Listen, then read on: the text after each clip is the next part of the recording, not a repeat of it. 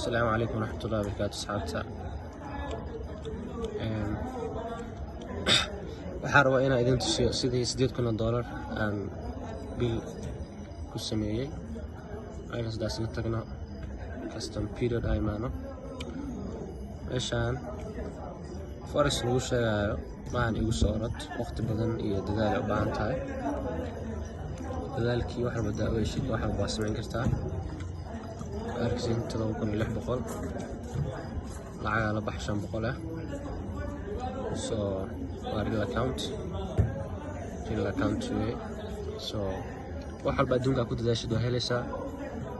wax walba adduunka aad ka caajistinne waad ka caajistay.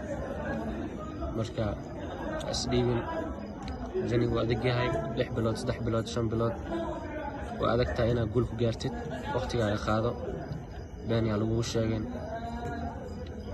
yaa lagu dhihin 2 bilood bil wax ku baro laakiin waqtigu adag yahay balse dadaala.